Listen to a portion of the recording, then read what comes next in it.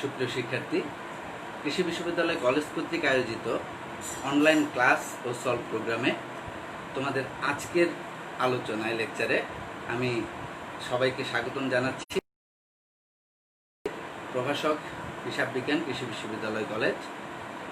আমরা গত ক্লাসে দৃশ্যমান ও অদৃশ্যমান সম্পদের হিসাব রক্ষণ এই অধ্যায়টি নিয়ে আলোচনা শুরু করেছিলাম। গত ক্লাসে আমাদের আলোচনার শুরুতে একেবারে প্রারম্ভে আমরা ভুল সংশোধনী দাখিলার কিছু প্রয়োগ দেখিয়েছিলাম তোমাদেরকে। আশা করি তোমরা সেই প্রয়োগগুলো সম্পর্কে সম্যক ধারণা লাভ করতে পেরেছ এবং তোমরা সেগুলো এখন নিজেরা করতে যথার্থ ভূমিকা রাখতে পারবে। তো তার পরবর্তী অংশে আমরা খুব ছোট্ট করে দৃশ্যমান ও অদৃশ্যমান সম্পদের হিসাব রক্ষণ যে অধ্যায়টি, সেই অধ্যায়ের একেবারে প্রাথমিক যে আলোচনাগুলো সেগুলো আমরা করেছিলাম। আমরা তোমাদেরকে শুরুতেই বলেছি যে কোনো অধ্যায় আলোচনা করার প্রারম্ভে আমরা প্রথমে সেই অধ্যায়টি সম্পর্কে যে বেসিক বিষয়গুলো, সেই বেসিক বিষয়গুলো আগে ভালোভাবে জেনে নিব, বুঝে নিব, তারপর আমরা একটি উদ্দীপক করতে যাব। তখন আমাদের জন্য কাজটি অত্যন্ত সহজ এবং সরল হয়ে যাবে। আমরা তখন আর কোনো ধরনের বিপাকে পড়ব না ওই উদ্দীপকটি সলভ করতে গিয়ে। তো দৃশ্যমান অদৃশ্যমান সম্পদের হিসাব রক্ষণ যে অধ্যায়টি, সেটি আসলে কি বিষয়, অর্থাৎ এই অধ্যায়টিতে আমরা কি অঙ্ক করব বা কি ধরনের উদ্দীপক থাকবে, সেই বিষয়গুলো নিয়েও আমরা পরবর্তীতে তোমাদের সঙ্গে আলোচনা করব। প্রিয় শিক্ষার্থী, একটি বিষয় আমি তোমাদেরকে আবারও মনে করিয়ে দিতে চাচ্ছি, সেটি হলো আমি ক্লাসেও এই ব্যাপারগুলো সম্পর্কে বহুবার তোমাদের সঙ্গে আলোচনা করেছি এবং আমি সবসময় যে জায়গাটিতে গুরুত্ব দিয়ে থাকি সেটি হচ্ছে যে অধ্যায়টি আমরা যখন করতে যাব তখন সেই অধ্যায়ের কোশ্চেন প্যাটার্ন সম্পর্কে আমাদের প্রথমে খুব ভালোভাবে ধারণা নিতে হবে।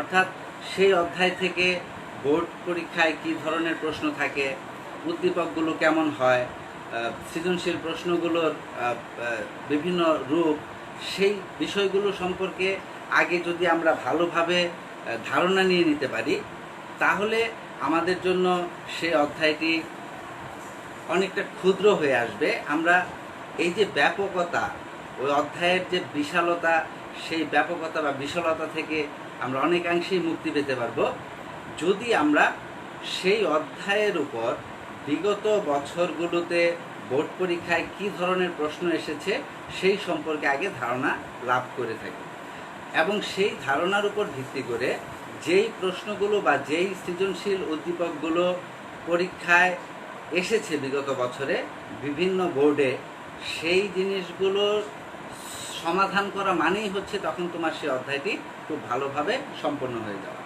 তো আমরা আলোচনায় আসি। আমাদের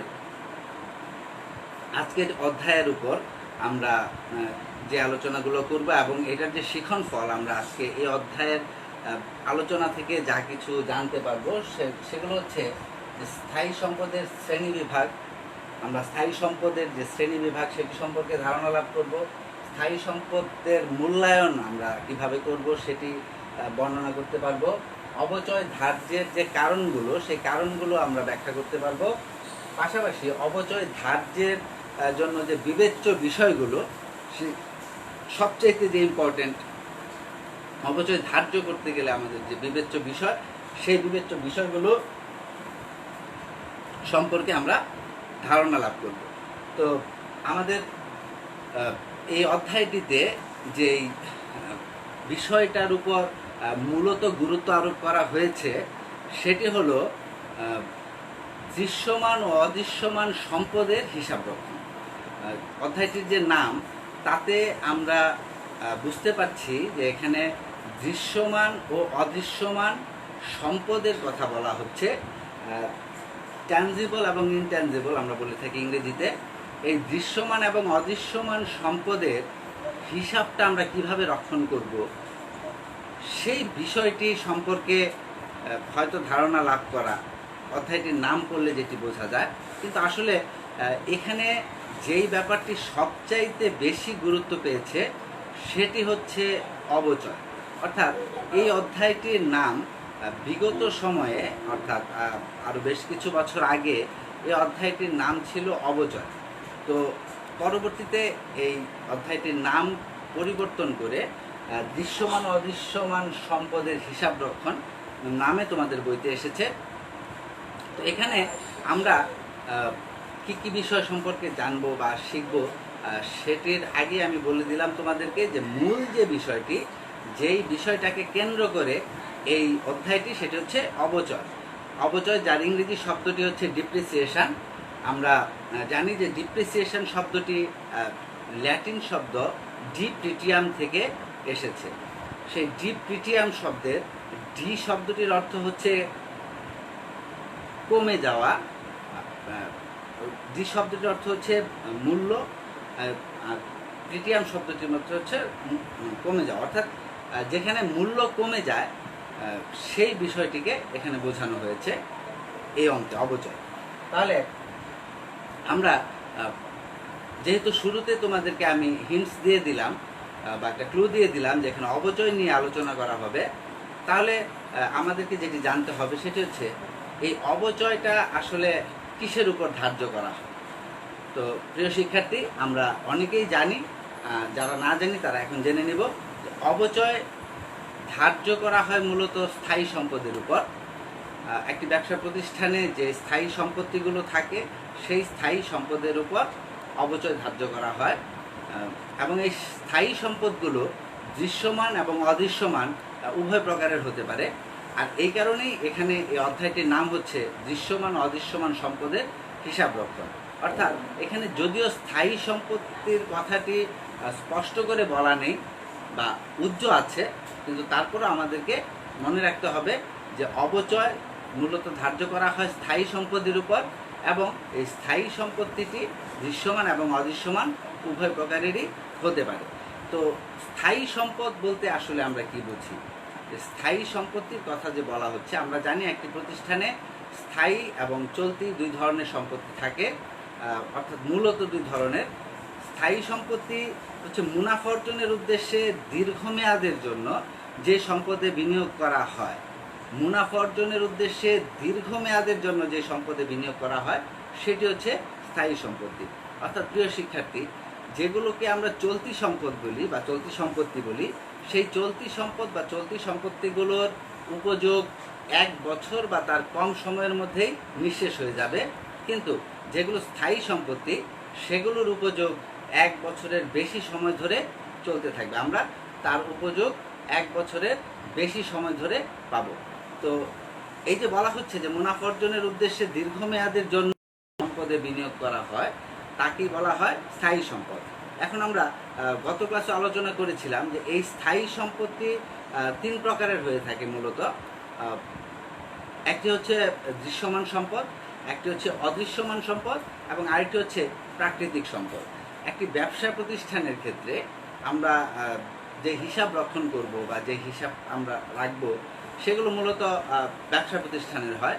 তো সেই ব্যবসা প্রতিষ্ঠানের ক্ষেত্রে এই 3 ধরনের সম্পত্তির মধ্যে, অর্থাৎ দৃশ্যমান, অদৃশ্যমান এবং প্রাকৃতিক, 3 ধরনের সম্পদের মধ্যে বহুল ব্যবহৃত বা বহুল প্রচলিত যে দুটি সম্পদ সেটি হচ্ছে দৃশ্যমান এবং অদৃশ্যমান সম্পদ। প্রাকৃতিক সম্পদগুলোর ব্যবসায় প্রতিষ্ঠানের ক্ষেত্রে যে ব্যবহার সেটির ক্ষেত্র অনেকটাই কম, সেজন্যই আমরা মূলত এখানে জোর দিব দৃশ্যমান এবং অদৃশ্যমান সম্পদের উপর। তবে প্রাকৃতিক সম্পদের ব্যাপারেও আমাদের কিছু ধারণা লাভ করতে হবে।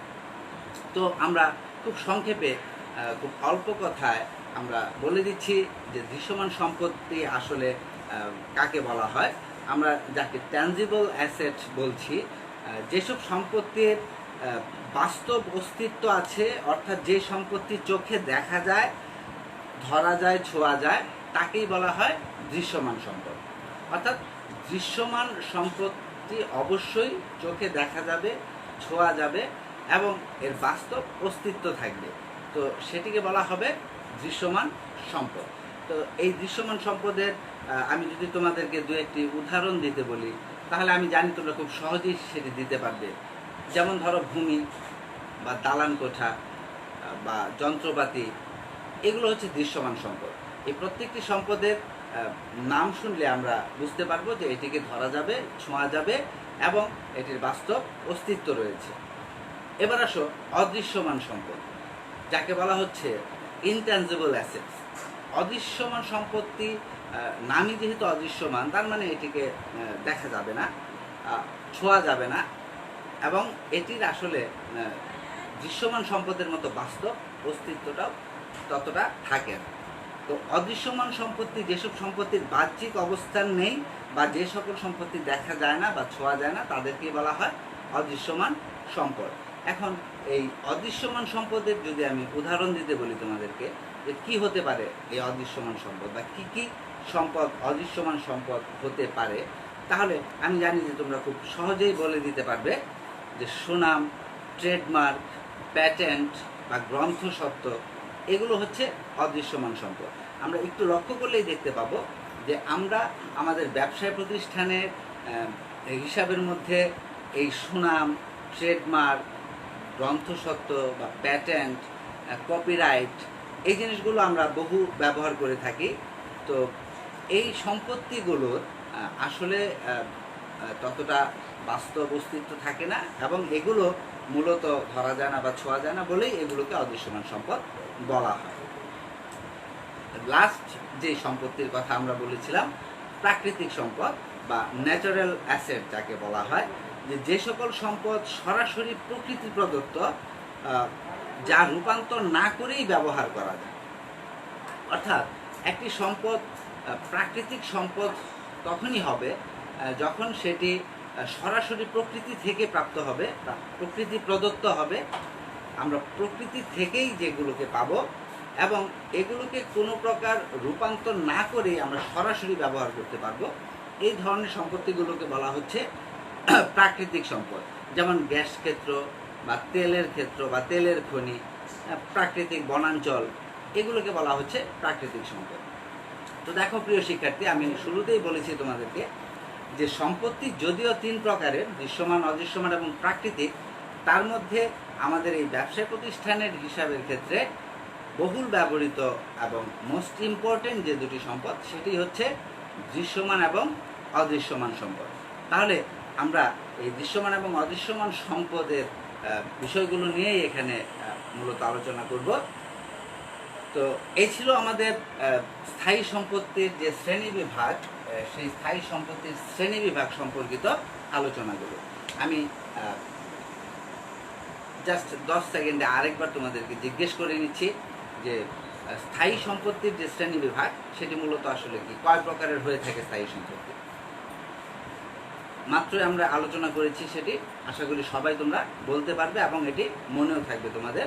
তিন প্রকারের হয়ে থাকে, দৃশ্যমান, অদৃশ্যমান এবং প্রাকৃতিক। দৃশ্যমান যেগুলো দেখা যায়, ছোঁয়া যায়, যার বাস্তব অস্তিত্ব রয়েছে, সেগুলো দৃশ্যমান সম্পত্তি।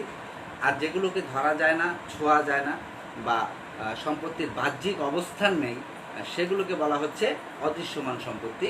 এবং প্রাকৃতিক সম্পদ কাকে বলা হচ্ছে, যেগুলো সরাসরি প্রকৃতি থেকে প্রকৃতি প্রদত্ত এবং যা কিনা রূপান্তর না করেই ব্যবহার করা যায়। তো এটি ছিল আমাদের এই স্থায়ী সম্পদের শ্রেণীবিভাগ।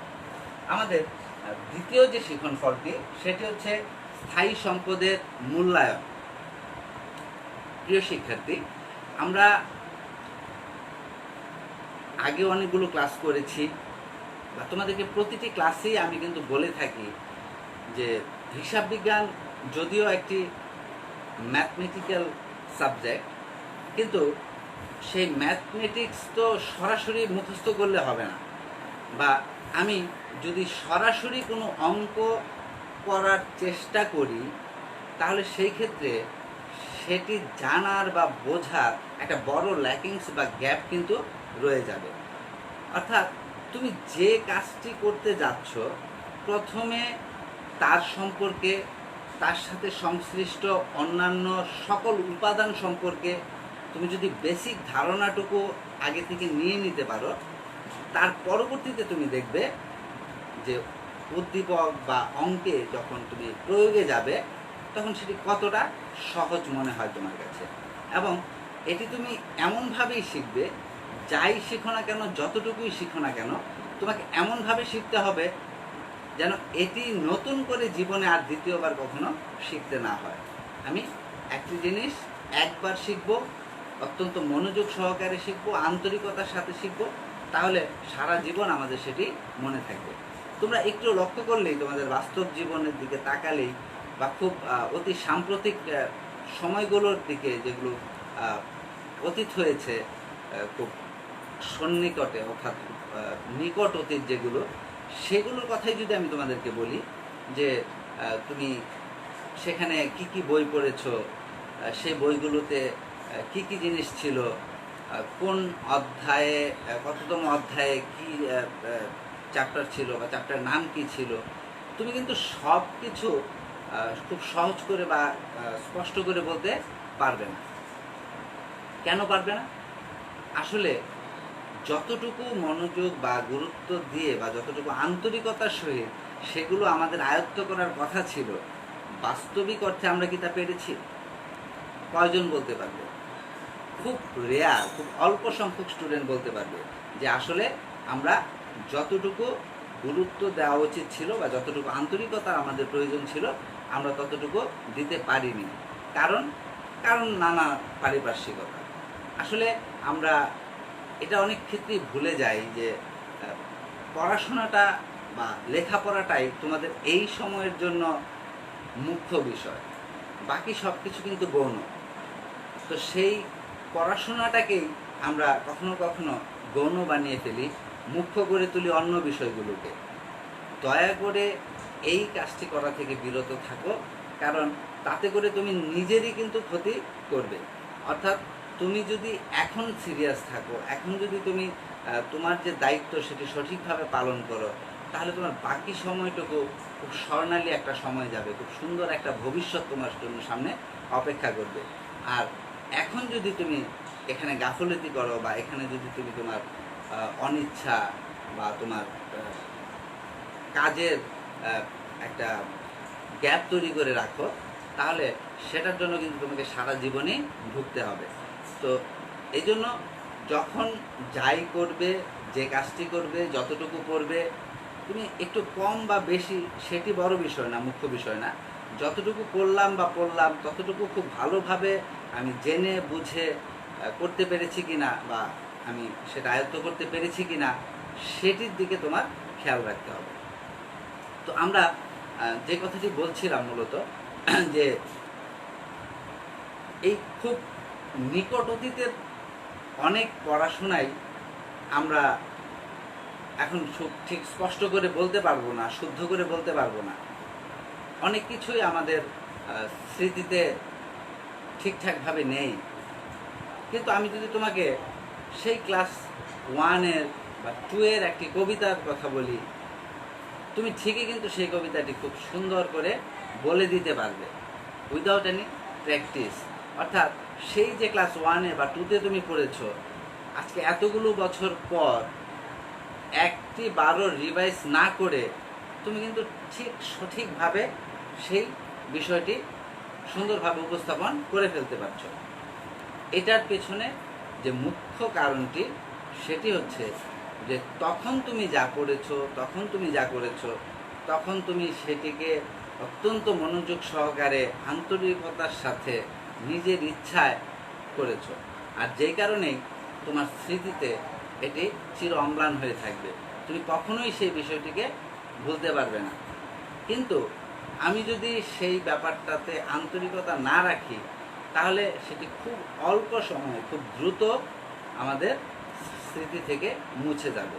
তো এই জন্য আমি বললাম যে যখন তোমরা পড়বে তখন অবশ্যই সেটা তোমার জন্য বোধগম্য হচ্ছে কিনা, তোমার জন্য সেটি সহজ সুন্দরভাবে উপস্থাপিত হচ্ছে কিনা, তুমি আমার ক্লাসটি করার পর ঠিকঠাকভাবে সেটির প্রয়োগ ঘটাতে পারছো কিনা, সেই বিষয়গুলো কিন্তু তোমাকেই মূল্যায়ন করতে হবে। নিজের একটা সেলফ ইভ্যালুয়েশন তোমার নিজেকেই করতে হবে সবসময়। যখন তুমি তোমার ভুল বা ত্রুটি বা তোমার অপারগতা বা ব্যর্থতা এগুলো খুঁজে বের করতে চেষ্টা করবে, তখনই কিন্তু সেগুলো সঠিক সমাধানও আসবে। আর এভাবেই তুমি একজন শুদ্ধ এবং একজন আদর্শ মানুষ হিসেবে প্রতিষ্ঠিত হতে পারবে। তো দেখো, আমরা এই যে স্থায়ী সম্পত্তির কথা বলছিলাম, যে 3 প্রকারের স্থায়ী সম্পদ, এই স্থায়ী সম্পত্তিগুলো একটি প্রতিষ্ঠান নির্দিষ্ট অর্থের বিনিময়ে অর্জন করে। আমি একটু আগে বলেছি তোমাদেরকে যে মুনাফা অর্জনের উদ্দেশ্যে দীর্ঘমেয়াদের জন্য যে সম্পদে বিনিয়োগ করা হয় সেটি হচ্ছে স্থায়ী সম্পদ। তাহলে এই স্থায়ী সম্পদগুলো একটি প্রতিষ্ঠানের জন্য অনেক বড় একটি ভূমিকা রাখে, এবং এই স্থায়ী সম্পত্তিগুলো যেহেতু 1 বছরের বেশি সময় ধরে ব্যবহার করা যায় বা এর থেকে উপযোগ লাভ করা যায়, এটি অর্জন করতে যেহেতু আমাদের বেশ বড় অঙ্কের কিছু অর্থ ব্যয় করতে হয়, সেই জন্যই এই স্থায়ী সম্পত্তিগুলোর সঠিক মূল্যায়ন এবং এর সঠিক হিসাব রক্ষণ একটি প্রতিষ্ঠানের জন্য অত্যন্ত গুরুত্বপূর্ণ। তো আমরা এই স্থায়ী সম্পত্তিগুলোকে এই জন্যই এতটা প্রায়োরিটি দিচ্ছি, এবং আমরা এর জন্য আলাদা একটি অধ্যায়ও পেয়েছি যেখানে স্থায়ী সম্পদের মূল্যায়ন এবং স্থায়ী সম্পত্তির যে অপচয় সেই ব্যাপারে বিস্তারিত আলোচনা করা আছে। আমি খুব সহজেই তোমাদেরকে বিষয়টি বুঝিয়ে বলছি যে স্থায়ী সম্পত্তি যে 2-একটা নাম আমরা বললাম একটু আগে, ভূমি, দালান কোঠা, যন্ত্রপাতি, এই ধরনের যে স্থায়ী সম্পত্তিগুলো বা মেশিনারিজ, এই স্থায়ী সম্পত্তিগুলো কিন্তু একটি প্রতিষ্ঠান বড় একটি অ্যামাউন্টের বিনিময়ে অর্জন করে থাকে, এবং মূলত এগুলো ব্যবহারও করা হয় দীর্ঘ সময় ধরে। যে কোনো স্থায়ী সম্পত্তি সারা জীবনে কি টিকে থাকবে? আমি একবার একটি স্থায়ী সম্পত্তি ক্রয় করার পর বা অর্জন করার পর আর কোনোদিনই কি আমার সেটিকে নতুন করে ক্রয় করতে হবে না বা অর্জন করতে হবে না? আমার সেই সম্পত্তিটিকে সারা জীবন আমাকে সার্ভিস দিয়ে যাবে? অবশ্যই না। আমরা সবাই জানি যে প্রত্যেকটি স্থায়ী সম্পত্তিরই একটা নির্দিষ্ট আয়ুষ্কাল থাকবে বা কার্যক্ষমতা একটা লিমিটেশন থাকবে। একটি সময় পর এই যে আস্তে আস্তে ব্যবহার করার ফলে এটি হয়তো নিঃশেষ হয়ে যাবে, অথবা এটির মূল্য অনেক কমে যাবে, অথবা এগুলো ব্যবহারের অপ্রচলন হয়ে যাবে, ব্যবহারের যোগ্যতা হারাবে।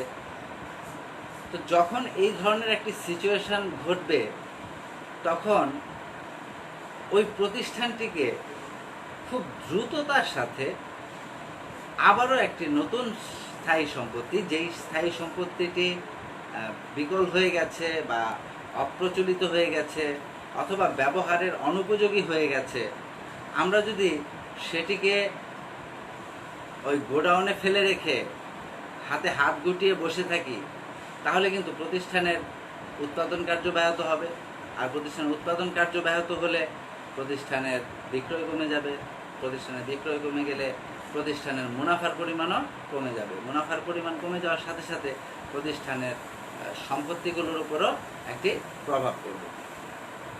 এই জন্য এই স্থায়ী সম্পত্তির বিষয়টিকে এতটা গুরুত্ব দিয়ে দেখা হচ্ছে, এবং বলা হচ্ছে যে স্থায়ী সম্পত্তিটা প্রথমে সঠিকভাবে আমাদের মূল্যায়ন করতে হবে। প্রিয় শিক্ষার্থী, আমি প্রাসঙ্গিকভাবে একটি প্রশ্ন তোমাদেরকে করছি যে এই স্থায়ী সম্পত্তিগুলো আমরা যে হিসাবের খাতায় লিখি, তখন আমরা সেটিকে আসলে কিভাবে লিখি, কোন নীতিমালা অনুযায়ী আমরা সেটিকে হিসাবের খাতায় লিপিবদ্ধ করি? এটি এমসিকিউর জন্য কিন্তু বিশেষ গুরুত্বপূর্ণ একটি উদ্দীপক বা প্রশ্ন, যে এই স্থায়ী সম্পত্তির যে মূল্যায়ন, সেই মূল্যায়নটি আমরা কিভাবে করি, অর্থাৎ যে স্থায়ী সম্পত্তিটি আমরা ক্রয় মূল্যে লিখব নাকি বর্তমান বাজার মূল্যে লিখব, এই বিষয়গুলো নিয়ে আমাদের একটি দ্বিধাদ্বন্দ্ব থাকে। তো আমরা সেই দ্বিধাদ্বন্দ্ব দূর করি যেই বিষয়টার মাধ্যমে, সেটিকেই বলা হয় হিসাব বিজ্ঞানের নীতিমালা। অর্থাৎ হিসাব বিজ্ঞানে যেই জায়গাগুলোতে তুমি কনফিউজড হবে বা যেই জায়গাগুলোর একের অধিক ব্যবহার বা রূপ থাকতে পারে, সেখানে যদি কোনো নির্দিষ্ট নিয়ম বা নীতিমালা না থাকে, তাহলে এক একজন এক একভাবে সেটিকে ব্যবহার করবে। আর যখনই সেই বিষয়গুলোকে এক একজন এক একভাবে ব্যবহার করবে, তখন এর সর্বজনীন যে গ্রহণযোগ্যতা, সেই গ্রহণযোগ্যতাটি আর থাকবে না। তোমরা সবাই জানো, আমি তারপরও বলছি যে আমরা এখানে আমাদের বাংলাদেশে যে হিসাব বিজ্ঞান বই পড়ছি, আমরা যেই উদ্দীপকগুলো নিয়ে কাজ করছি, আমরা যে চ্যাপ্টারগুলো এখানে আলোচনা করছি বা শিখছি, উন্নত বিশ্বের প্রতিটি দেশও কিন্তু সেই অ্যাকাউন্টিং নিয়েই আলোচনা করছে, ঠিক আমাদেরই মতো করে। তাহলে আমি বলেছিলাম তোমাদেরকে যে তুমি বিজনেস স্টাডিজের স্টুডেন্ট, তুমি হিসাব বিজ্ঞানের মতো একটি সাবজেক্ট নিয়ে পড়াশোনা করছো, তোমার স্ট্যান্ডার্ডটা কিন্তু ইন্টারন্যাশনাল লেভেলের। অর্থাৎ তোমাকে সেটাই সবসময় মনে রাখতে হবে এবং ভাবতে হবে। তাহলে তোমার মধ্যে একটা গর্ব জাগবে, তোমার আত্মবিশ্বাস আরও বলীয়ান হবে এবং তুমি নিজেকে আরও ডেভেলপ করার প্রয়াস প্রতিনিয়তই করে যাবে। তাহলে এই যে বললাম যে সর্বজন স্বীকৃতির যে ব্যাপারটি, অর্থাৎ আমরা হিসাব বিজ্ঞানের ক্ষেত্রে শুরুতে বেসিক আলোচনার সময় জেনেছি যে এখানে গ্যাপ, GAAP, এই গ্যাপ নামে একটি শব্দ আমরা শুনেছি। এই গ্যাপ এর যে এলাবোরেশন হচ্ছে generally accepted accounting principles. Generally accepted accounting principles, অর্থাৎ সর্বজন স্বীকৃত হিসাব বিজ্ঞান নীতিমালা। একটা বিষয়কে তুমি যদি পৃথিবীর সমস্ত দেশে একই নিয়মে বা একই পদ্ধতিতে পরিচালনা করতে চাও, তাহলে অবশ্যই সেখানে সুনির্দিষ্ট নীতিমালা থাকতে হবে।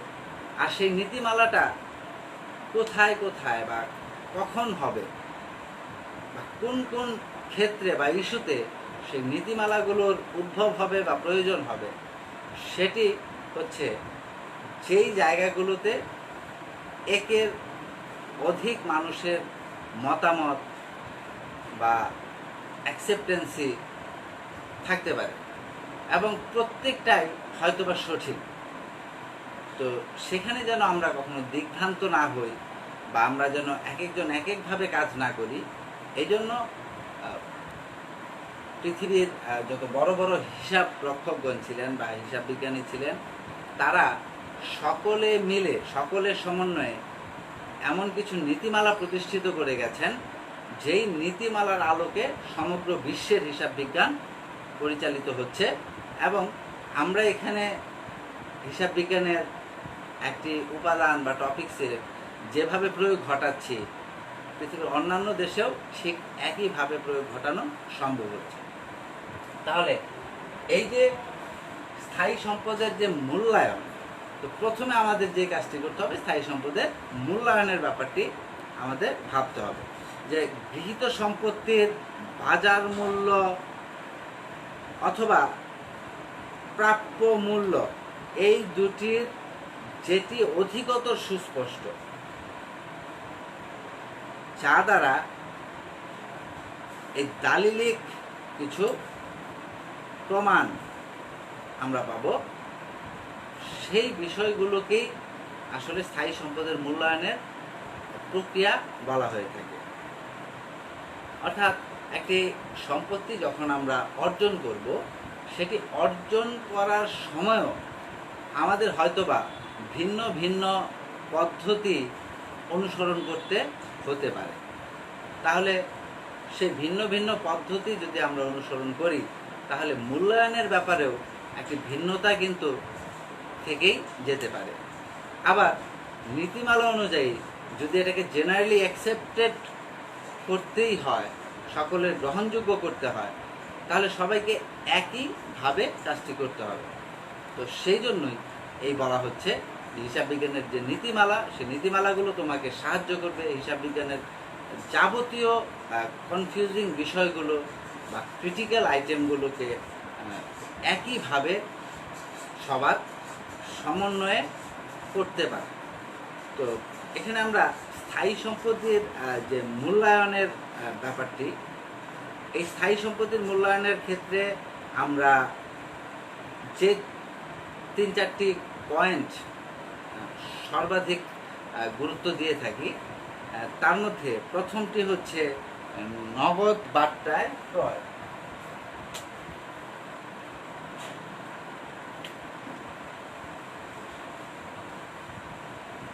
নগদ বাট্টায় ক্রয়।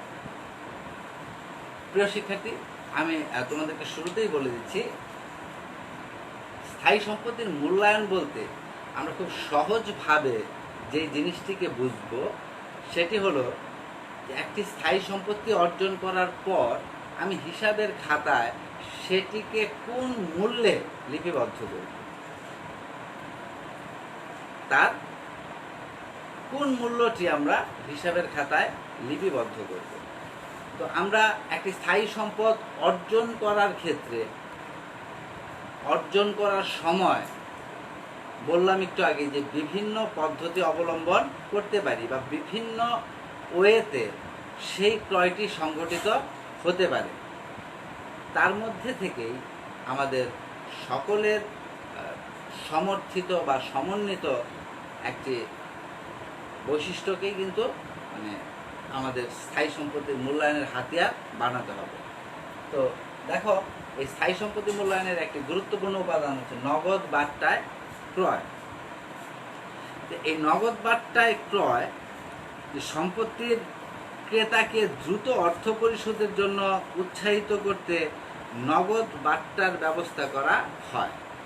এই কথাটি আমরা আগেও বহুবার বলেছি, আমরা পড়েছি, আমরা আমাদের অন্যান্য চ্যাপ্টারগুলোতে এই ব্যাপারে আরও কিছু ব্যাখ্যা বিশ্লেষণ দেয়া আছে। বাট্টা দুই ধরনের হয়ে থাকে, একটি নগদ বাট্টা, একটি কারবারি বাট্টা। পণ্য ক্রয় বিক্রয়ের সময় যে বাট্টা প্রদান করা হয় বা দেওয়া হয় সেটিকে আমরা বলি কারবারি বাট্টা, এবং দেনাদার বা পাওনাদারের সাথে সম্পৃক্ত যে বাট্টা সেটিকে আমরা বলি নগদ বাট্টা। তাহলে দেখো, যখন একজন দেনাদারের কাছ থেকে টাকা আদায়ে আমাদের কিছু প্রবলেম হয়, তখন আমরা সেই দেনাদারকে বলি যে তুমি যদি দ্রুত আমার টাকাটি পরিশোধ করে দাও তাহলে তোমাকে আমি কিছুটা ছাড় দেব। তো এই কথা বলার পর উক্ত দেনাদার কিন্তু অর্থটি পরিশোধ করতে একটু বাড়তি গুরুত্ব দিবে নিঃসন্দেহে। কেন? কারণ তার এই অর্থটি আজকে বা কালকে পরিশোধ করতেই হবে। কিন্তু সে যদি আজকে করে এবং তার জন্য যদি তাকে কোনো স্পেশাল ডিসকাউন্ট দেওয়া হয়, তাহলে অবশ্যই এটি তার জন্য লাভজনক এবং সে তখন পরিশোধ করতে আগ্রহী থাকবে। তাহলে এই যে একটা কৌশল, যে বাট্টার যে ব্যাপারটি, এই বাট্টার ব্যাপারটির কারণে তুমি দেখো একটি সম্পত্তির মূল্যায়নে কিন্তু দারুণ প্রভাব পড়ছে। কিভাবে পড়ছে? একটি সম্পত্তির মূল্য ধরে নাও 1 লক্ষ টাকা, তাহলে এর উপর যদি কোনো প্রকার ছাড় বা বাট্টার ব্যবস্থা না থাকে, তাহলে কত টাকার বিনিময়ে সেই সম্পত্তিটি আমাকে অর্জন করতে হবে? সো সিম্পল, 1 লক্ষ টাকা। তাহলে সেই সম্পত্তিটি অর্জন করতে তোমাকে কত টাকা ব্যয় করতে হয়েছে? 1 লক্ষ টাকা ব্যয় করতে হয়েছে। আবার আরেকটি প্রেক্ষাপটে আসো, এই সম্পত্তিটি আমার নলেজে আছে যে 1 লক্ষ টাকা দাম, এটিকে আমার কিনতে হলে 1 লক্ষ টাকা ব্যয় করতে হবে। তো আমি সেই সম্পত্তিটি কিনতে গিয়ে সেখানে দেখলাম যে একটি বাট্টার বা ছাড়ের ব্যবস্থা সেখানে রয়েছে। তাহলে যদি সেখানে এই ছাড়ের ব্যাপারটি থাকে, তাহলে সেই পণ্যটিতে ধরো কথার কথা যদি 10% ডিসকাউন্ট হয় বা বাট্টার ব্যবস্থা রাখা হয়, তাহলে কি আমি সেই স্থায়ী সম্পত্তিটির জন্য 1 লক্ষ টাকা ব্যয় করব, নাকি 10% বাদ দিয়ে 90,000 টাকা ব্যয় করব? মূলত কিন্তু আমাকে ব্যয় করতে হবে তার পেছনে 90,000 টাকা। কেননা সেই 10,000 টাকা কি বাট্টা বা ছাড়। তাহলে এই যে নগদ বাট্টায় যখন আমরা পণ্য ক্রয় করতে যাব বা আমরা বিক্রয় করতে যাব, তখন আমাদের কিন্তু এই ব্যাপারটি খুব কাজে দিবে যে নগদ বাট্টায় ক্রয় করে আমি কিন্তু 1 লক্ষ টাকার একটি সম্পত্তি অর্জন করেছি। যেহেতু সম্পত্তিটির মূল্য 1 লক্ষ টাকা, তাহলে হিসাবের খাতায় আসলে কত লেখা উচিত, যেটি সুস্পষ্টভাবে বলা আছে সেটি, তাহলে কি 1 লক্ষ টাকাই লেখা উচিত। কিন্তু যখনই তার উপর আবার বাট্টার ব্যবস্থা থাকবে, তখন কিন্তু আমি ওই পণ্যটির জন্য 1 লক্ষ টাকা দিচ্ছি না, আমি দিচ্ছি 90,000 টাকা। এইবার আমার যে কনফিউশনের জায়গাটি সেটি এসেছে, এবার কি আমি এই সম্পত্তিটিকে 90,000 টাকায় লিখবো হিসাবের খাতায়, নাকি 1 লক্ষ টাকায় লিখব? এই যে দ্বিধা, এই ধরনের সিচুয়েশনে এই দ্বিধা আসাটাই কিন্তু খুব স্বাভাবিক। কারণ এখানে তোমার মনে হবে যে একটি পণ্যের দুটি মূল্য আমরা পেয়ে গেলাম, এখন ঠিক কোন মূল্যটিতে আমরা হিসাবের খাতায় লিপিবদ্ধ করব। তাহলে তুমি যদি 1 লক্ষ টাকায় লিপিবদ্ধ করো, তাহলে কিন্তু সেটি ভুল কিছু বলা হবে না, কারণ অ্যাকচুয়ালি সেই সম্পত্তিটির প্রকৃত মূল্য কত, 1 লক্ষ টাকা। আবার তুমি যদি বলো 90,000 টাকা, সেখানেও কিন্তু খুব বড় কোনো ভুল করা হচ্ছে না, কারণ যে সম্পত্তিটি ক্রয় করতে বা অর্জন করতে তোমার অ্যাকচুয়ালি যে খরচটা হয়েছে, সেটি কিন্তু হিসাবের খাতায় লিপিবদ্ধ করা যুক্তিসঙ্গত। তাহলে দুটি বিষয় ভিন্ন, আবার দুটি যুক্তিসঙ্গত। তাহলে এই যে এই জায়গাগুলোতে আমরা কি কনফিউজড হয়ে যাই। আর এই কনফিউজ না হওয়ার জন্যই এই সম্পত্তিগুলো আমরা কিভাবে মূল্যায়ন করব, সেটার একটা সুস্পষ্ট ধারণা বা ব্যাখ্যা বইতে দেয়া আছে। তো এই স্থায়ী সম্পত্তির যে আমরা মূল্যায়নের কথা আলোচনা করছিলাম, তার মধ্যে প্রথম একটি আইটেম বলেছি নগদ বাট্টায় ক্রয়। তাহলে নগদ বাট্টায় ক্রয় করার কারণে বা ক্রয় করার ফলে আমাদের কিন্তু স্থায়ী সম্পত্তির মূল্যায়নে দুটো অপশন চলে আসবে। ঠিক আসলে কোন মূল্যতে আমরা সেটিকে হিসাবের খাতায় লিপিবদ্ধ করব। প্রিয় শিক্ষার্থী, তোমরা জানো হয়তো বা যে আমাদের পঞ্চম অধ্যায়ে যে হিসাব বিজ্ঞানের নীতিমালা নামক একটি অধ্যায়, সেই পঞ্চম অধ্যায়ে কিন্তু অনেকগুলো নীতির কথা বলা হয়েছে সুস্পষ্টভাবে। তো সেই নীতিগুলোর আলোকে আমি যদি বলি, তাহলে এই স্থায়ী সম্পত্তি আমরা হিসাবের খাতায় লেখার সময় ঐতিহাসিক মূল্য অনুযায়ী লিখব। তাহলে ঐতিহাসিক মূল্য কি? ঐতিহাসিক মূল্য হচ্ছে সম্পত্তিটি যেই মূল্যে ক্রয় করা হয়েছে সেই মূল্যটি লিখতে হবে। দ্যাট মিনস এই সম্পত্তিটি অর্জনের পেছনে আমার যতটুকু অর্থ অ্যাকচুয়ালি ব্যয় করতে হয়েছে সেটিকে লিপিবদ্ধ করতে বলা হচ্ছে। দেখো, একটা সময় গোল্ড মার্কেটের যে অবস্থা, আজকের যে বর্তমান অবস্থা, তার সাথে আকাশ পাতাল ফারাক ছিল। অনেক বেশি একটা পার্থক্য আমরা খুব সহজেই লক্ষ্য করতে পারি। আমরা জানি গোল্ড এটি একটি অ্যাসেট, ব্যক্তি জীবনের জন্য অ্যাসেট, প্রাতিষ্ঠানিক ক্ষেত্রেও অনেক সময় এটি সম্পদ হিসেবে বিবেচিত হয়। এই গোল্ডের দাম এক সময় ছিল 6,000 টাকা ভরি, 5,000 টাকা ভরি। আজকে যেটির মূল্য 50,000 টাকার উপর। তাহলে তুমি যদি অনেক বছর আগে সেই কিছু পরিমাণ গোল্ড কিনে থাকো, তাহলে হয়তোবা সেটি তোমার ক্রয় করতে হয়েছে 6,000-7,000 টাকা ভরি দরে, কিন্তু বর্তমানে এর বাজার মূল্য আছে কত? 50,000 টাকা। অর্থাৎ সেই 6,000 টাকার সম্পত্তিটি যদি আজকে তুমি বাজারে বিক্রি করতে যাও, তাহলে কিন্তু 6,000 টাকায় বিক্রি করবে না। বর্তমান যে বাজার মূল্য, সেই মূল্যে তুমি বিক্রয় করার চেষ্টা করবে। তাহলে এই যে প্রকৃত যে মূল্যটি 6,000 টাকা ভরি, সেটি কি এক লাফে 6,000 থেকে 50,000 হয়ে গেছে? না, একটু একটু করে ধীরে ধীরে, ঠিক একটু একটু করে ধীরে ধীরেই এই মূল্যটি বেড়েছে। তাহলে হিসাবের খাতায় তুমি যদি এটির বর্তমান বাজার মূল্যে লিপিবদ্ধ করতে চাও, তাহলে তোমাকে কিছুটা জটিলতায় পড়তে হবে, বা অনেক সময় তুমি সঠিক তথ্যটি খুঁজে পাবে না, যেটি কিনা তোমার একটি সঠিক হিসাবকে নিশ্চিত করবে। তো দেখো, 6,000 টাকা ভরি যেই সময় ছিল, তার কিছুদিন পরেই হয়তো বা 7,000 টাকা ভরি হয়েছে, 8,000 টাকা ভরি হয়েছে, 10,000 টাকা ভরি হয়েছে। এভাবে একটু একটু করে বাড়তে বাড়তে এটি এখন একটা বড় অ্যামাউন্ট এসে দাঁড়িয়েছে। আজকে আমি যদি এটির বর্তমান যে বাজার মূল্য, সেটি হিসাবের খাতায় আমি যদি লিপিবদ্ধ করি, সেই মূল্যে যদি আমি এটিকে দেখাই হিসাবের খাতায়, তাহলে কিন্তু আমরা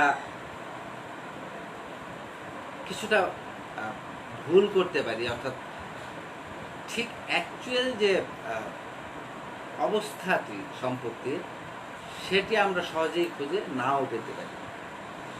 এবং সম্পত্তির প্রতি বছর মূল্য বৃদ্ধি পাওয়ার ফলে যেই পরিমাণটা হবে বা হতে পারে, সেটির মধ্যেও দেখা যাবে চরম এক ভিন্নতা বা পার্থক্য। মানে এই বছর একটা অ্যামাউন্ট, একরকম অ্যামাউন্ট, আবার 6 মাস যেতে না যেতে হয়তো আরেকটা অন্যরকম অ্যামাউন্ট, বা 1 বছর পর পর এগুলো প্রতিনিয়ত আপডেট হচ্ছে বা চেঞ্জ হচ্ছে। তাহলে এই ব্যাপারগুলোর জন্যই আমাদের ঐতিহাসিক মূল্য ক্রয় মূল্য নীতি অনুযায়ী স্থায়ী সম্পদ লিপিবদ্ধ করতে বলা হয়েছে। অর্থাৎ দেখো, সম্পত্তিটি আমি যদিও 6,000 টাকা দিয়ে কিনেছি, তাহলে এখনো আমি সেটিতে হিসাবের খাতায় সেটিকে 6,000 টাকাতেই লিখছি। এই ব্যাপারটাও তো ভাবতে গেলে কিছুটা অবাস্তব, বা এটিও কিন্তু আমাদেরকে সম্পত্তির সঠিক চিত্ররূপ কখনো দিতে পারবে না। অ্যাকচুয়ালি বাজার মূল্য 50,000, আমি কিনেছিলাম অনেক আগে 6,000। আজকে এত বছর পরও আমি এটিকে আবার 6,000 টাকাই বলছি। এটার পেছনে যে মুখ্য কারণটি, সেটি হচ্ছে যে যখন আমি এই 6,000 টাকার সম্পত্তিটি 6,000 টাকাতেই প্রতি বছর লিপিবদ্ধ করে যাব, তাতে আমার খুব বেশি ক্ষতি হবে কি? আসলে হবে না। কারণ আমি জানি যে ওই সম্পত্তিটি, 6,000 টাকায় অর্জিত সম্পত্তিটি আজকে বাজারে বিক্রি করতে গেলে আমি বেশ বড় একটা অ্যামাউন্ট পাবো, এবং সেটা নিশ্চিতভাবেই পাবো। আর এই নিশ্চয়তাটুকু আছে বলেই বা থাকে বলেই আমরা কিন্তু ঐতিহাসিক নীতি বা ক্রয় মূল্য নীতিতে স্থায়ী সম্পদ লিপিবদ্ধ করতে পারি। তাহলে দেখো, এখানে আরেকটি বিষয় ছিল বিলম্বিত ঋণ চুক্তি।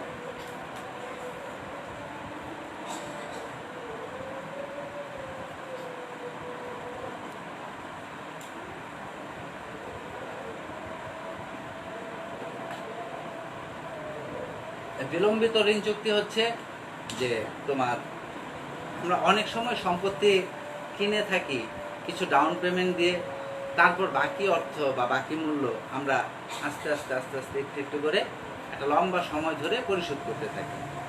তাহলে সেই ক্ষেত্রে একটি সম্পত্তি পুরোপুরি অর্জিত করতে কিন্তু একটা বেশ লম্বা বা দীর্ঘ সময়ের ব্যাপার হয়ে থাকে। তাহলে সেই দীর্ঘ বা লম্বা সময়ের কালীনেও আর্থিক অবস্থার বিবরণীতে আমাকে তো সেই সম্পত্তিটি দেখাতে হবে। তাহলে সেখানে তুমি সম্পত্তিটির মূল্যায়ন কিভাবে করবে? যখন সম্পত্তিটির 1/4 তুমি মূল্য পরিশোধ করতে পেরেছ, তাহলে তোমার সম্পত্তি কিন্তু ততটুকু অর্জিত হয়েছে। সেই ক্ষেত্রে কি তুমি ফুল সম্পত্তিটাকে তখন দেখিয়ে দিতে পারবে? পারবে না। এই জন্য পারবে না, কারণ ওই সম্পত্তিটির পিছনে এখন পর্যন্ত কিন্তু তুমি তোমার সেই সম্পূর্ণ অর্থ ব্যয় করনি। তাহলে সেই লম্বা সময় জুড়ে যখন যতটুকু অর্থ তার পেছনে ব্যয় করা হবে, সেটিকেই কিন্তু স্থায়ী সম্পদ হিসেবে মূল্যায়ন করতে হবে। তারপর আছে এখানে এককালীন নগদ।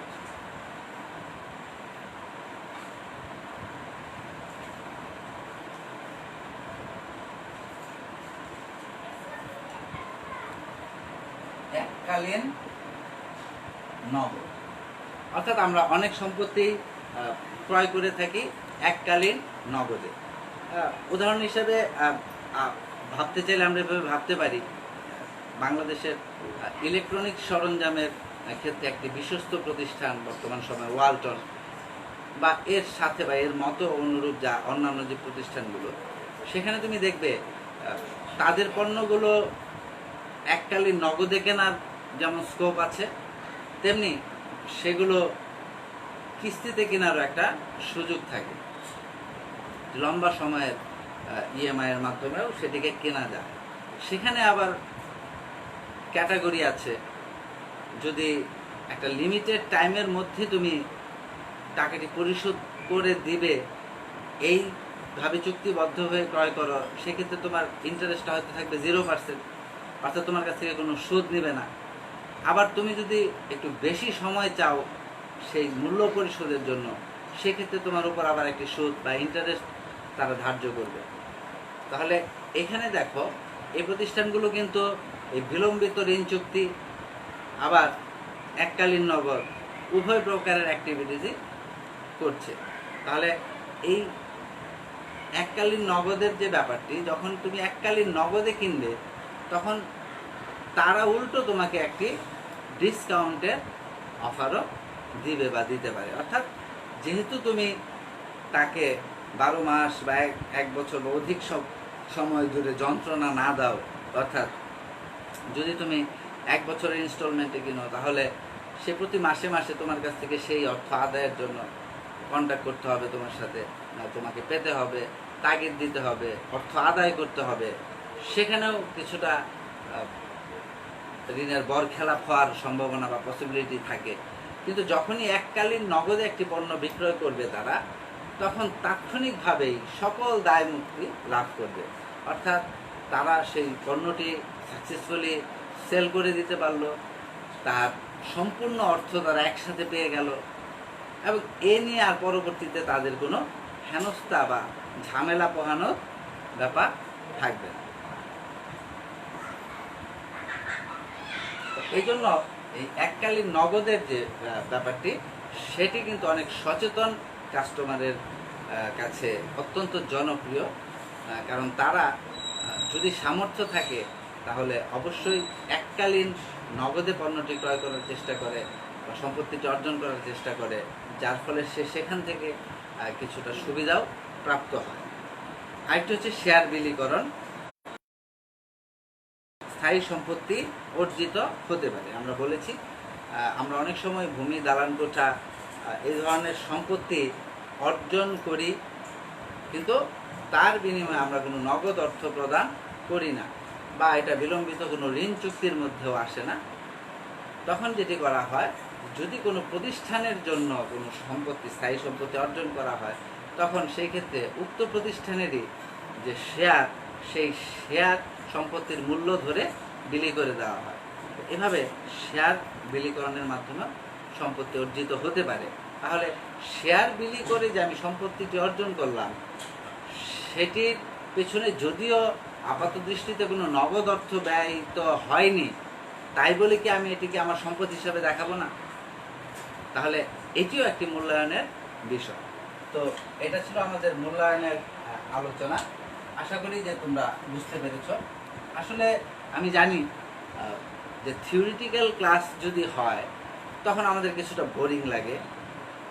কারণটা হচ্ছে যে এই থিওরিটিক্যাল কথাবার্তা, এই জ্ঞান উপদেশ, শিক্ষা, এগুলা আমরা একটু কম পছন্দ করি। কারণ আমরা নিজেরা প্রত্যেকেই ধারণা করি যে আমরা আসলে কম কি বুঝি, আমরা তো অনেক বেশি জানি বা বুঝি, এত বোঝানোর কি আছে। কিন্তু সেই বোঝার ব্যাপারগুলো যদি ইনফরমেটিভ না হয়, তাহলে কিন্তু আবার সেই বোঝার ভ্যালু হয়ে যাবে 0%। তো ইনফরমেটিভ কিছু বিষয়ই আসলে তোমাদের সাথে আমি আলোচনা করছি, এবং আপাত দৃষ্টিতে তোমার যদি মনেও হয়ে থাকে যেটি খুব একটা গুরুত্ব বহন করছে না, তাহলে তার প্রমাণ তুমি যেটি ভুল ধারণা করেছো সেটি উদ্দীপকে যখন যাবে, যখন তুমি একটা অঙ্ক করতে যাবে, তখন নিজেই পেয়ে যাবে। অর্থাৎ তুমি যখনই কাজ করবে, কাজ করার সময় ছোট ছোট যে প্রতিবন্ধকতাগুলো বা ছোট ছোট কিছু জটিলতা, সেগুলো যখন অনায়াসেই কেটে যেতে থাকবে, তখন তুমি বুঝতে পারবে যে তার পেছনে যেই বিষয়টির গুরুত্ব ছিল বা ভূমিকা ছিল, সেটি ছিল এই বেসিক আলোচনা। এবং এই ডিপ্রিসিয়েশন বা অবচয় বা দৃশ্যমান ও অদৃশ্যমান সম্পদের সাথে সংশ্লিষ্ট যে প্রতিটি উপাদান, সেই উপাদান সম্পর্কে সম্যক ধারণা লাভ করা এবং সেগুলোকে খুব ভালোভাবে চিনতে পারা।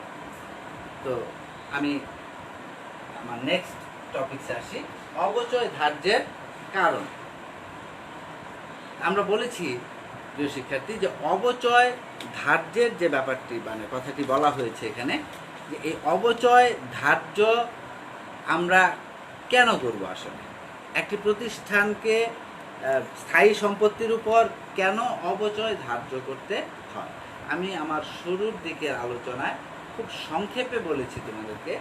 আমি এখন আরেকটু বিস্তারিতভাবে এই বিষয়টি তোমাদের কাছে স্পষ্ট করে তুলছি। ডিপ্রিসিয়েশন বা অবচয়, এটাকে যদি সংজ্ঞায়িত করতে বলা হয়, তাহলে আমার দিক থেকে সংজ্ঞাটি এরকম আসবে যে একটি স্থায়ী সম্পত্তির ব্যবহারজনিত মূল্য হ্রাসকেই বলা হবে অবচয়। অর্থাৎ একটি স্থায়ী সম্পত্তি, এটি যখন আমরা ব্যবহার করতে থাকব, ক্রমাগতই কি হবে, এর উপযোগ নিঃশেষ হতে থাকবে। আমরা বলেছি একটু আগেই যে কোনো স্থায়ী সম্পত্তি আজীবন আমাদের প্রতিষ্ঠানে থেকে উপযোগ বিলি করে যাবে না, তার একটি মেয়াদ থাকবে, একটি আনুমানিক আয়ুষ্কাল থাকবে, বা এর একটি কার্যক্ষমতা লিমিটেশন থাকবে, যেটির উপর ভিত্তি করেই আসলে এই সম্পত্তিটির এই যে মূল্য কমে যাওয়া বা ব্যবহারের ফলে ধীরে ধীরে যে কিছুটা ক্ষয়প্রাপ্ত হওয়া, এই বিষয়গুলো আসবে। তাহলে দেখো প্রিয় শিক্ষার্থী, আমি তোমাদেরকে বলেছি যে একটি স্থায়ী সম্পত্তি একটি বড় অঙ্কের অ্যামাউন্টের বিনিময়ে অর্জন করতে হয়। একটি স্থায়ী সম্পত্তি অবশ্যই প্রতিষ্ঠানের জন্য একটি গুরুত্বপূর্ণ অ্যাসেট, যেই অ্যাসেটটি প্রতিষ্ঠানের মুনাফা অর্জনে সহায়তা করে। তার মানে ওই স্থায়ী সম্পত্তিটি হয়তোবা তোমার বিক্রয়, উৎপাদন, এরকম বিভিন্ন গুরুত্বপূর্ণ কাজের সাথে ওতপ্রোতভাবে জড়িত, যেটি ছাড়া তোমার ওই অংশটুকু হয়তোবা অচল হয়ে পড়ে থাকতে পারে। তাহলে এরকম একটি স্থায়ী সম্পত্তির আয়ুষ্কাল তো আমরা অনুমান করে নিতে পারি, কিন্তু নিশ্চিতভাবে কি বলতে পারি যে এটি 10 বছর টিকবে? আমি হয়তোবা প্রত্যাশা করছি 10 বছর টিকার, কিন্তু এটার এস্টিমেটেড লাইফ হয়তোবা 10 বছর হলো না, সেটি হয়তোবা 2 বছর পরেই নষ্ট হয়ে গেল বা বিকল হয়ে গেল বা ব্যবহারের অনুপযোগী হয়ে গেল। তো তখন আমাদের কিছু প্রবলেম ফেস করতে হবে। তাৎক্ষণিকভাবে অনেকগুলো টাকা বা অর্থের যোগান দিতে হবে সেই সম্পত্তিটাকে আবার পুনরায় ক্রয় করার জন্য। আবার সেটি যদি আমরা করতে না পারি, তাহলে আমাদের উৎপাদন কার্য ব্যাহত হতে পারে, আমাদের প্রতিষ্ঠানের যে দৈনন্দিন কার্যক্রম সেটিতে চরম ব্যাঘাত ঘটতে পারে। তো এই বিষয়গুলো মাথায় রেখে এরকম বিপাকে যেন পড়তে না হয়, সেজন্য আমরা প্রত্যেকটি স্থায়ী সম্পত্তি অর্জন করার পরই এটার যে আনুমানিক আয়ুষ্কাল থাকে, ধরো এস্টিমেটেড লাইফ হচ্ছে 10 বছর, আমি ধারণা করছি এটি 10 বছর টিকবে। এই সম্পত্তিটির মূল্য ধরে নাও 1 লক্ষ টাকা। তাহলে 1 লক্ষ টাকা যদি মূল্য হয়, আর আমি যদি প্রত্যাশা করি এটি 10 বছর টিকবে, তাহলে বলো যে প্রতি বছর আসলে কত টাকার সম্পত্তি আমরা ব্যবহার করে ফেলছি, বা প্রতি বছর কত টাকার সম্পত্তির উপযোগ নিঃশেষ হয়ে যাচ্ছে। 10,000 টাকা। অর্থাৎ তুমি 1 লক্ষ টাকাকে 10 বছর দিয়ে ভাগ করেছো, অর্থাৎ যে আয়ুষ্কালটা ছিল আনুমানিক সেটা দিয়ে ভাগ করেছো, তাহলে 1 বছর কতটুকু উপযোগ নিঃশেষ হচ্ছে সেটি বের হয়ে গেছে। এখন এই যে 1 বছরের যেইটুকু উপযোগ নিঃশেষ হচ্ছে, আমি যদি প্রতি বছর সেইটুকু পরিমাণ অর্থ সঞ্চয় করে রাখতে পারি, তাহলে 10 বছর পর আবার ওই সম্পত্তিটা ক্রয় করার ক্ষমতা আমার হয়ে যাবে না? হ্যাঁ, এই কারণে শুধুমাত্র এই উদ্দেশ্যেই অবচয় ধার্য করা হয়ে থাকে স্থায়ী সম্পত্তির উপর। অর্থাৎ অবচয় একটি ব্যয় বা খরচ। এটি এমন একটি ব্যয় বা খরচ, যেই ব্যয় বা খরচটির অর্থ আসলে কাউকে আমাদের প্রদান করতে হয় না। এই খরচটিকে আমরা আমাদের মন গড়া কাল্পনিক একটি খরচ হিসাবে দেখাচ্ছি। খরচ হিসাবে দেখানোর যে মূল উদ্দেশ্য, সেটি হচ্ছে প্রতিষ্ঠানের যে অর্থ, সেই অর্থ থেকে আমরা কোনো খাত না দেখিয়ে বা যুক্তিসঙ্গত কোনো কারণ না দেখিয়ে তো টাকা তুলে নিতে পারি না। তো আমরা যখন অবচয় নামে একটি খরচ দেখাবো, তখন ক্যাশ বাক্স থেকে অটোমেটিক্যালি এই 10,000 টাকার একটি খরচ কিন্তু বের হয়ে আসবে। তো সেই 10,000 টাকার খরচ বের হয়ে আসলো ঠিকই, কিন্তু সেটিকে আমরা কাউকে প্রদান করছি না। তো সেটিকে আবারও আমরা কি করবো, সেই প্রতিষ্ঠানেই সঞ্চয় করে রাখবো। এই জন্য এটা জাবেদা দেওয়া হয় যে অবচয় হিসাব ডেবিট, দ্যাট মিনস এখানে খরচ দেখানো হলো ডেবিট করে অবচয়কে। আবার পুঞ্জীভূত অবচয় বা অবচয় সঞ্চিতি ক্রেডিট, আবার ওই অর্থটিকে আমরা কি করলাম, অবচয় সঞ্চিতি বা পুঞ্জীভূত অবচয় নামে জমা করে রাখলাম। এভাবে প্রতি বছর 10,000 করে আমরা অবচয় খরচ দেখাবো, আবার সেটিকে পুঞ্জীভূত করব। তাহলে প্রথম বছর অবচয় হবে 10,000, পুঞ্জীভূত অবচয় হবে 10,000। দ্বিতীয় বছর অবচয় হবে 10,000 ধার্য করব, তখন পুঞ্জীভূত হয়ে যাবে 20,000। তৃতীয় বছর আরও 10,000 টাকার অবচয় ধার্য করব, পুঞ্জীভূত হয়ে যাবে 30,000। এভাবে 10 বছর পর পুঞ্জীভূত অবচয় 1 লক্ষ টাকায় পরিণত হবে। তখন যদি আমার সম্পত্তিটি নষ্ট হয়ে যায়, বিকল হয়ে যায় বা ব্যবহারের অনুপযোগী হয়ে যায়, তখন আমি আবার সেই টাকা থেকে খুব সহজেই কোনো প্রকার ঝামেলা ছাড়াই আবারও সম্পত্তিটি অর্জন করে ফেলতে পারব। এই সুবিধার কারণে আসলে অবচয় ধার্য করে। এই অবচয় ধার্যের মূলত যে কারণগুলো, সেগুলো হচ্ছে তোমার একটা অভ্যন্তরীণ কারণ হয়, আবার বাহ্যিক কারণ। দুটো ভাগে আসলে ভাগ করা যায়, অভ্যন্তরীণ এবং বাহ্যিক।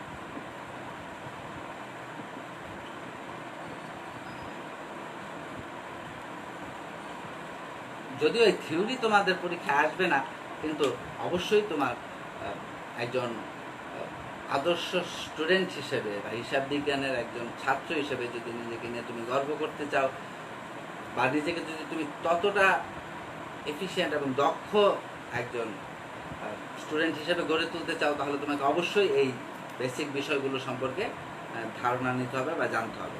দেখো, অভ্যন্তরীণ কারণের মধ্যে ব্যবহারজনিত ক্ষয়, এটা একটা অন্যতম কারণ। আমি বলেছি আমার প্রিভিয়াস আলোচনায়, আমরা সম্পত্তি ব্যবহার করলে এটা ব্যবহার করতে করতে কিছু কি হবে, ক্ষয় হয়ে যাবে। কালের আবর্তন, এই কালের আবর্তনে বা সময়ের প্রেক্ষাপটে কি হয়, অনেক সম্পত্তি অপ্রচলিত হয়ে যায়। আমরা এক সময় দেখতাম অনেক ঢিলে ঢালা প্যান্ট পরা হতো, তারপর আবার এক সময় দেখলাম সেই ঢিলে ঢালা প্যান্টের প্রচলন নেই, তখন আবার খুব চাপাচাপি করে কোনো রকম আটসাট করে কোনো একটা প্যান্ট পরা হচ্ছে, সেটাই স্টাইল। এই যে অপ্রচলন, একসময় বাল্ব সবার ঘরে ঘরেই ছিল, হঠাৎ করে দেখলাম নাই, সেটা স্টিক হয়ে গেল, স্টিক থেকে আবার এনার্জি। এই যে কালের বিবর্তনে বা আবর্তনে, এই যে মানুষের রুচি, চাহিদা, অভ্যাস, এগুলোর যে একটা পরিবর্তন, সেই পরিবর্তনের সাথে সাথে কি যে প্রত্যেকটি পণ্য বা সম্পদ, সেটিরও কিন্তু রূপান্তর ঘটে। আর এই রূপান্তরের কারণে প্রিভিয়াস যেই পণ্যটি ছিল বা তার যে জীবনকাল ছিল সেটির কিন্তু অবসান ঘটে। আর এরকম হঠাৎ করে অবসান ঘটে গেলে তখন তাকে দিয়ে তো আর নতুন কিছু করা যাবে না, কিন্তু তার স্থলে নতুন আরেকটি সম্পত্তিকে তো স্থলাভিষিক্ত করতে হবে। আর সেটি করার জন্যই কি লাগবে, আবার নগদ অর্থের প্রয়োজন হবে একটা বড় অ্যামাউন্টের। তো সেটির জন্য অবচয় ধার্য করা হয়। তারপর সরাসরি সংযোগের একটা ব্যাপার থাকে, যে প্রাকৃতিক সম্পদ যেমন কয়লা, লৌহ, তেল, মানে এই জিনিসগুলো কি হয় যে এগুলো ক্রমাগত উত্তোলনের ফলে কমে যাবে এবং এক সময় এগুলো কি হবে, নিঃশেষ হয়ে যাবে, এর অবচয় ঘটবে। তো বাহ্যিক কারণ যেগুলো, আমরা বাহ্যিক কারণের মধ্যে অপ্রচলনের যে ব্যাপারটি আমরা একটু বলেছি, কালের বিবর্তন বা কালের আবর্তনে অনেক কিছু অপ্রচলন হয়ে যাবে। তো ওই অপ্রচলনের ফলে ওই মেশিনগুলো, ওই সম্পত্তিগুলো আমাদের আর ব্যবহার করার যোগ্য থাকবে না। তখন মেশিনটা নষ্ট না হলেও আমাদের কিন্তু সেটিকে চেঞ্জ করে যেটা চাহিদা থাকে, যেটা তখন বাজারে ডিমান্ড থাকে, সেটিকে আমাদের অর্জন করতে হবে। অনেক সময় বাজার দরে স্থায়ী পতন ঘটে, হঠাৎ করেই মূল্য এতটাই কমে যায়, তখন আর ওই পণ্যটি বা ওইটা উৎপাদন কার্যে আমাদের কোনো প্রফিট থাকে না, বা আমরা সেটি নিয়ে নতুন করে ভাবি না বা চিন্তা করি না। দুর্ঘটনাজনিত কারণে মূল্য হ্রাস ঘটতে পারে, এটি একটি বাহ্যিক কারণ। তো এই যে বিষয়গুলো বা ব্যবহারহীনতা, ইউজলেস অবস্থায় পড়ে থাকতে থাকতে সেটা হয়তো বা নষ্ট হয়ে গেল। তো এই বিভিন্ন কারণ আমরা অভ্যন্তরীণ এবং বাহ্যিক, আমরা দুটো মূল কারণ বলেছি। এবং অভ্যন্তরীণের মধ্যে আমরা বলেছি ব্যবহারজনিত ক্ষয় বা কালের বিবর্তন বা সরাসরি সম্ভব। বাহ্যিক কারণের মধ্যে আমরা বললাম যে অপ্রচলন, তারপর এখানে বাজার দরে স্থায়ী পতন বা দুর্ঘটনাজনিত কারণে মূল্য হ্রাস, এগুলো ছিল অবচয় ধার্যের কারণ। তো অবচয় ধার্যের কারণের পর আসবে অবচয় ধার্যের বিবেচ্য বিষয়সমূহ। আমি এতক্ষণে যে আমাদের আলোচনা, এই আলোচনায় কিছু কিছু উপাদান বা বিবেচ্য বিষয়গুলো, যে বিষয়গুলো সম্পর্কে আমরা অলরেডি আলোচনা করে ফেলেছি, তারপর আমি আরেকটু সংক্ষেপে বলে আজকে এখানে শেষ করব। আমরা অবচয় ধার্যের জন্য বা অবচয়ের অঙ্ক করার জন্য একেবারে দোরগোড়ায় এসে হাজির হয়েছি। অর্থাৎ এখন পর্যন্ত আমরা যেটুকু জ্ঞান অর্জন করলাম বা যেটুকু ধারণা আমরা নিলাম, এর উপর ভিত্তি করে আমরা এখন অঙ্কটি করার জন্য, উদ্দীপকটি সম্পন্ন করার জন্য আমাদের যোগ্যতা অর্জন করেছি। তো এটার জন্যই আমরা এই অবচয় ধার্যের যে বিবেচ্য বিষয়গুলো, সে অবচয় ধার্যের বিবেচ্য বিষয়গুলো কী কী বিষয়, আমরা সেটা একটু বলে আজকে শেষ করি। যে অবচয় ধার্যের ক্ষেত্রে প্রথম যে গুরুত্বপূর্ণ বিষয়টি,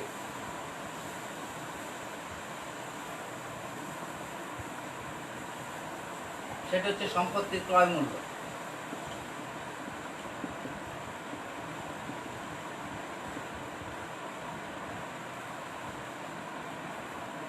সম্পত্তির ক্রয় মূল্য অর্থাৎ অবচয় ধার্যের ক্ষেত্রে প্রথম এবং প্রধান যে বিবেচ্য বিষয়, সেটি হচ্ছে সম্পত্তির ক্রয় মূল্য।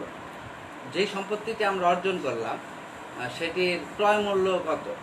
একটি সম্পত্তি অর্জন করতে গেলে সেই সম্পত্তিটি মূল যে সম্পদ, সেটি আহরণ বা অর্জনের ক্ষেত্রে আমাদেরকে একটি বড় অ্যামাউন্ট খরচ করতে হয়।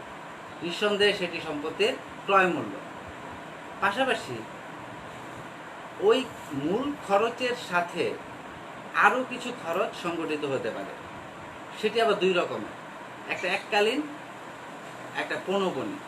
অর্থাৎ সম্পত্তিটি অর্জনের সময় পাশাপাশি যদি আরও কিছু ব্যয় সংগঠিত হয়, তার মধ্যে এককালীন ব্যয়ও থাকতে পারে, পৌনঃপুনিক ব্যয়ও থাকতে পারে।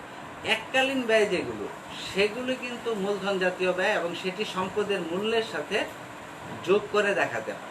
তাহলে সেখানে সম্পত্তির অ্যাকচুয়াল ক্রয় মূল্যটা নির্ণয় করা কিন্তু খুব ইম্পর্ট্যান্ট একটা কাজ এই অবচয়ের অঙ্ক করার ক্ষেত্রে। তাহলে আমাদের ওই যে এককালীন ব্যয় কোনগুলো, পৌনঃপুনিক ব্যয় মানে কি বারবার সংগঠিত হয় যেগুলো, সেগুলো ব্যয় বা খরচ, তাহলে সেগুলোকে সম্পত্তির মূল্যের সাথে আমরা যোগ করবো না। কিন্তু এককালীন ব্যয় যদি হয়ে থাকে, যে সম্পত্তি অর্জনের সময় এককালীন একবার করতে হয়েছে, আর কখনো করতে হবে না, সেটিকে কিন্তু সেই সম্পত্তির মূল্যের সাথে যোগ করে দেখাতে হবে। দ্বিতীয়ত হচ্ছে সম্পত্তির আনুমানিক আয়ুষ্কাল। হ্যাঁ, আনুমানিক আয়ুষ্কাল আমরা বলেছি প্রিভিয়াস আলোচনা।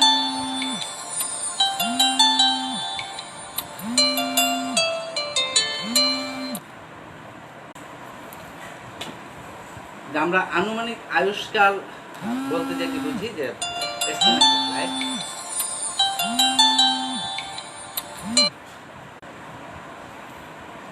অর্থাৎ একটি